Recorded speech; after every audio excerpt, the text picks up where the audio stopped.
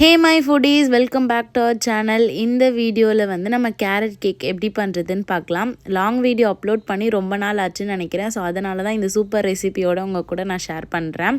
And இந்த ரெசிபியை தான் நானுமே சேல்ஸ் பண்ணுறதுக்கு யூஸ் பண்ணுறேன். ஸோ வந்து நீங்கள் இதே மெத்தடில் ஃபாலோ பண்ணிங்கன்னா உங்களுக்கு சூப்பரான கேரட் கேக் கிடச்சிரும்.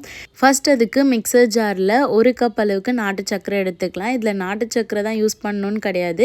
பட் வந்து நம்ம கிட்ஸுக்கு பண்ணுறதுனால வந்து நம்ம நாட்டு சக்கரையை யூஸ் பண்ணிக்கலாம். 1 கப் நாட்டு சர்க்கரையை வந்து மிக்சியில் அரைச்சி எடுத்துக்கோங்க. அதுக்கப்புறமா 3/4 கப்பு 3/4 கப் ஆஃப் வந்து நம்ம ஆயில் ஆட் பண்ணிக்கலாம். ரீஃபண்ட் ஆயிலாக ஆட் பண்ணிக்கோங்க. இப்போ 2 முட்டை, அது ரூம் டெம்பரேச்சரில் கண்டிப்பாக இருக்கணும். இன்கேஸ் நீங்கள் ஃப்ரிட்ஜில் வச்சுருக்கீங்க அப்படின்னா அதை எடுத்து ஒரு 3 மணி நேரத்துக்கு முன்னாடியே வெளியில் வச்சுக்கோங்க. இப்போ 2 முட்டையை வந்து உடச்சி ஊற்றிக்கலாம். தனியாக பவுலில் உடச்சி ஊற்றிடுங்க. நம்ம வந்து அப்படியே டேரெக்டாக ஊற்றும் போது சில டைம் அது வந்து வேஸ்ட் ஆகவும் சான்சஸ் இருக்குது. அதுக்கப்புறமா 1/2 டீஸ்பூன் வெனிலா எசன்ஸ் போட்டு இதை நல்லா பீட் பண்ணிக்கலாம்.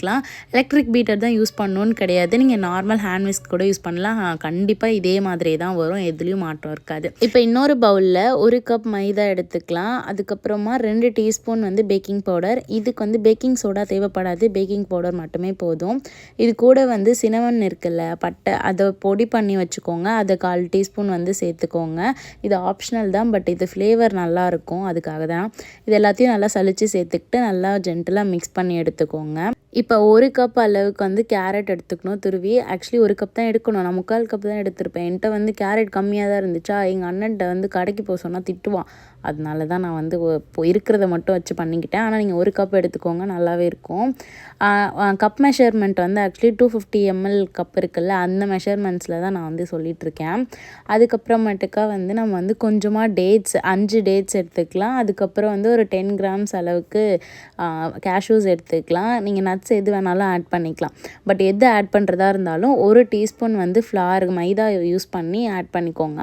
மைதா போட்டு நல்லா மிக்ஸ் பண்ணிக்கோங்க. அப்போ தான் பேட்டரில் அது வந்து ஒட்டும், இல்லாட்டி எல்லாமே வந்து கீழே செட்டில் ஆகிடும்.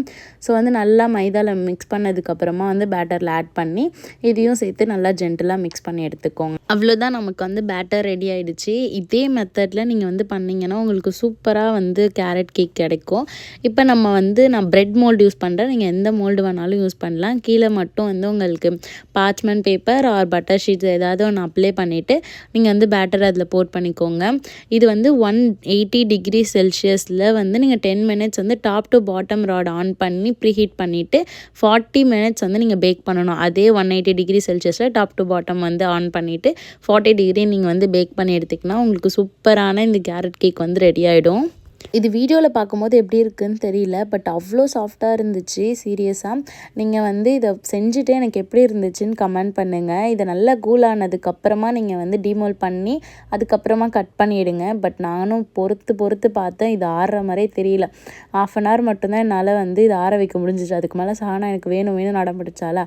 ஸோ அதனால் வந்து நான் வந்து கொஞ்சம் ஹீட்டாக இருக்கும் போதே வந்து கட் பண்ணி எடுத்துக்கிட்டேன். பட் நீங்கள் நல்லா கூல் டவுன் ஆனதுக்கப்புறம் வந்து கட் பண்ணி எடுத்துக்கோங்க. இந்த கிறிஸ்மஸ்க்கு கண்டிப்பாக இது உங்களுக்கு நல்ல ரெசிபியாக இருக்கும்னு நான் நினைக்கிறேன். நீங்கள் வீட்டிலே ட்ரை பண்ணிவிட்டு எப்படி இருந்துச்சுன்றது கீழே கமெண்ட் பண்ணுங்க. இது முக்கியமாக சொல்லி ஆகணும், என் அண்ணா வந்து அவ்வளோலாம் ஸ்வீட் சாப்பிட மாட்டான். நான் எது பண்ணாலும் எனக்கு வேணான்னு தான் சொல்லுவான். அவனுக்கு ஸ்பைசி தான் பிடிக்கும். பட் ஆனால் இதோட ஸ்மெல் வந்து எல்லோரும் டெம்டேத்தி அவனே வந்து எனக்கு வேணும்னு கேட்டு 2 பீஸ் வாங்கி சாப்பிட்டான். அந்தளவுக்கு இது வந்து டேஸ்ட்டாக இருந்துச்சு. இவ்வளோ ஹைப் கொடுக்குறேன்னு நினைக்காதீங்க. நீங்களும் இதை ட்ரை பண்ணி பாருங்கள், உங்களுக்கும் இது கண்டிப்பாக பிடிக்கும். நீங்கள் பேக்கிங்கே தெரியலைன்னா கூட பரவாயில்ல, இந்த மெஷர்மெண்ட்ஸ் வச்சு நீங்கள் ட்ரை பண்ணிங்க அப்படின்னா உங்களுக்கு கண்டிப்பாக வந்து இதே மாதிரி மாய்ஸ்சர் அண்ட் சாஃப்டான கேரட் கேக் கிடைக்கும். அண்ட் இந்த வீடியோ உங்களுக்கு பிடிச்சிருந்துச்சுன்னா லைக் பண்ணுங்கள். மறக்காமல் நம்ம ஹோம் கிச்சன் சேனலை சப்ஸ்கிரைப் பண்ணிக்கோங்க. தேங்க்ஸ் ஃபார் வாட்சிங். பை.